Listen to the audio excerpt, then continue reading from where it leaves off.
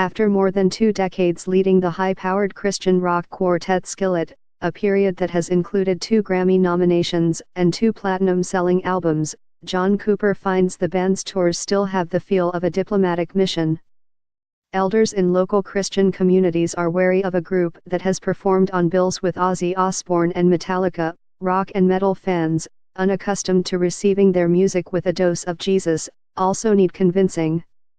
Sometimes, we're not Christian enough for some Christians, and sometimes it might be too Christian for people who aren't. So you've just got to be yourself and be authentic, Cooper says. I think that authenticity has actually helped us in the end.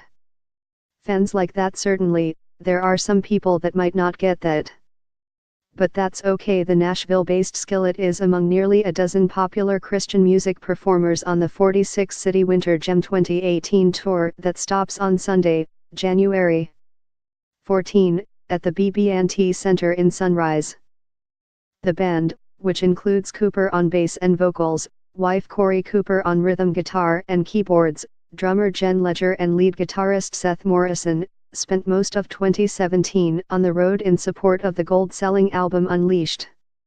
The 42-year-old Cooper, who has a 15-year-old daughter, a 12-year-old son, a hipster beard and a large tattoo of the word forgiven on his left arm, answered a few questions by phone during a break from rehearsals for Winter Jam. Many performers follow a personal faith, but they keep it separate from their music. Have your music and faith always been so intertwined? I'm in no way downplaying anyone else's particular beliefs, but I think that faith interplays in every single aspect of your life. Loving Jesus is an all-consuming fire, in a wonderful way. I can think of my marriage outside of my faith in Jesus, and I can think of my art outside of my relationship with Jesus, and I can look at a sunset outside my relationship with Jesus, because it's so all-consuming. Writing music and singing about Jesus has always been very important to me. I've always thought it was important to stand up for what I believe and be open about who I am. When we go play in front of Ozzy Osbourne, someone in the media tent before the show will say, "You're playing in front of Ozzy Osbourne, you're not really a Christian, are you?"